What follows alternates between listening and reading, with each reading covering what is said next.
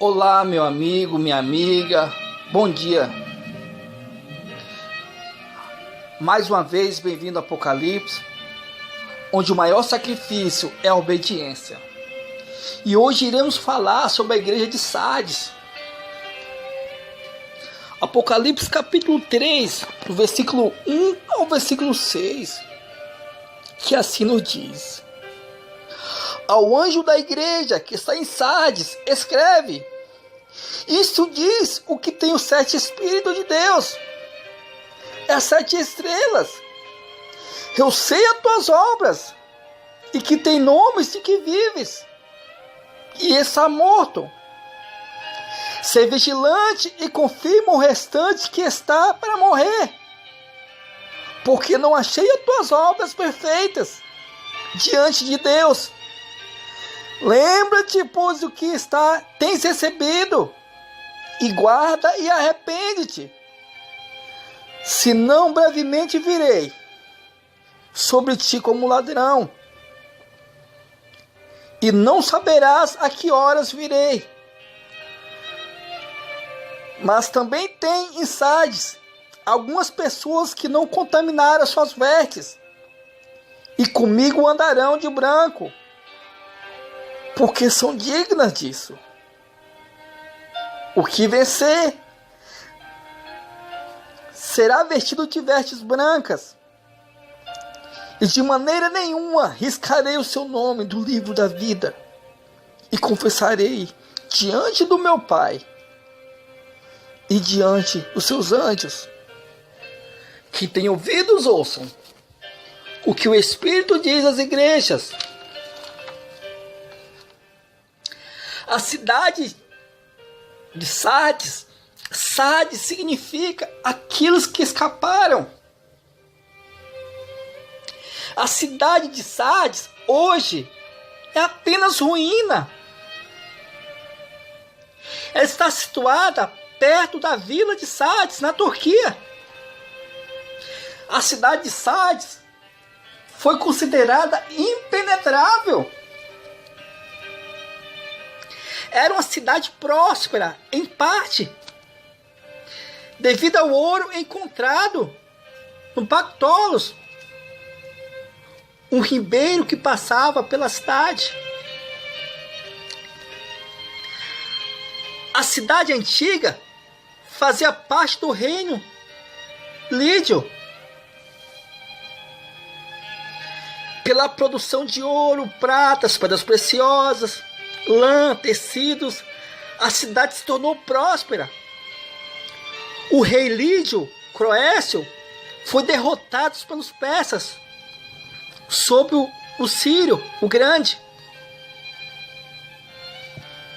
Os soldados da Pérsia observaram os soldados de Sardes descer dos rochedos, e depressa subiram pelo mesmo caminho para tomar a cidade de surpresa durante a noite. Rochedo significa um ponto específico, um segredo, um ponto que domina toda a cidade. E ela foi tomada durante a noite. Em 334 a.C., a cidade se rendeu ao Alexandre o Grande. Em 214 a.C., outra vez a cidade caiu. Outra vez, o Antíoco, o grande líder da Síria, dominou aquela cidade. Durante o período romano, a província pertencia à Ásia,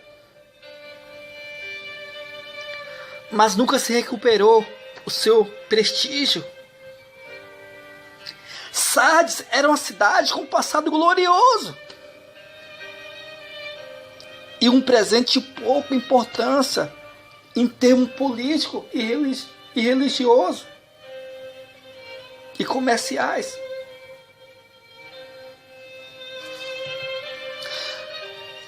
Frequentemente julgamos as pessoas pela aparência. Observamos e notaremos o comportamento e motivo no qual Jesus julgou os corações. Ele vê o caráter verdadeiro de cada pessoa, de cada um de nós, de cada igreja. E quando ele enviou essa carta ao mensageiro de Sardes, ele contrariou a impressão popular dos discípulos. Apesar de ter uma reputação de uma igreja forte, ativa, ele viu as falhas que aquela congregação estava quase morta. Se não voltar a viver, seria tomada de surpresa, como se fosse por um ladrão. Espiritualmente falando. E no versículo 1 diz: ao anjo que está em Sardes, escreve: isso diz o que tem 7 Espíritos de Deus e as 7 estrelas. Eu sei as tuas obras, que tens o nome de quem vives e estás morto. A igreja em Sardes hoje é apenas ruínas. Ela ficou em ruínas em comparação ao seu passado glorioso. A confiança demais em si própria foi a causa da ruína dela. Talvez seja por isso que em Jeremias 17:5 fala: maldito homem que confia no próprio homem, maldito homem que confia no seu braço, na sua força. Porque essa foi o motivo da queda de Sardes. E no versículo 2 ele diz: ser vigilante e confirma o restante que está para morrer, porque não achei as tuas obras perfeitas diante de Deus. Ele diz: ser vigilante foi por falta de cuidado que Sardes caiu aos seus inimigos. Espiritualmente falando, os discípulos e igrejas caem por falta de vigilância. Quando diz confirma os que está próximo a morrer, a igreja em Sardes estava quase morta, mas ainda havia uma esperança para salvar aquela cidade. Havia uma esperança para salvar aquela igreja. E no versículo 3, ele diz: lembra-te, pois, do que tem recebido e ouvido, guarda e arrepende-te. Se não virei sobre ti como ladrão, e não saberás a que horas te virei.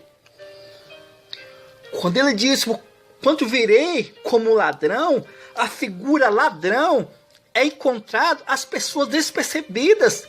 Em comum é encontrado na Bíblia. Mateus 24, 42 a 44 diz: orai e vigiai, porque não sabeis nem o dia e nem a hora que o Filho do Homem há de vir. Mas considereis isto: se um pai de família soubesse a hora que o ladrão viria roubar sua casa, vigiaria e não deixaria que fosse roubada. E no versículo 4 diz: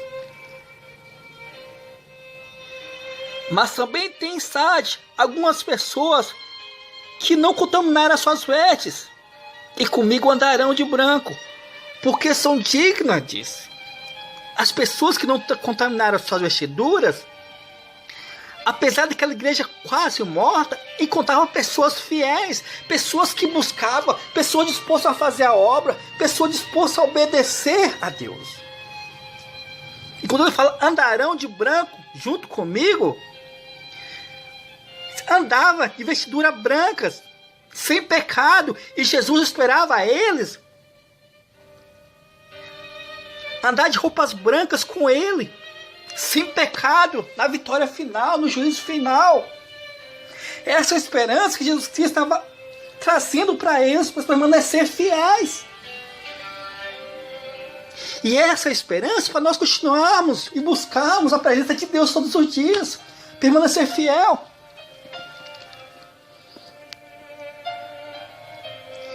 E no versículo 5 ele diz: mas também tem em Sardes algumas pessoas que não terminaram as suas vestes e andarão de branco, porque são dignas disso.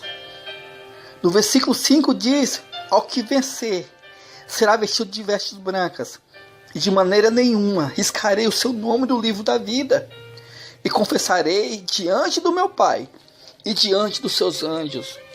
Vencedor, vestiduras brancas, as mesmas promessas feitas aos puros, às pessoas que o buscavam, aos fiéis em Sardes. As pessoas de vestiduras brancas participariam com ele da grande festa de louvor ao Cordeiro, no juízo final. Então ele diz: confessarei o seu nome diante do meu Pai e diante dos seus anjos. Jesus prometeu confessar diante do Pai, diante dos seus anjos, todo aquele que confessar o nome dele diante dos homens, que guardar os seus mandamentos, que confessar o nome dele com postura, com um testemunho. A nossa forma de viver, que confessarmos o nome dele diante dos homens, ele também confessará diante do Pai e diante dos anjos.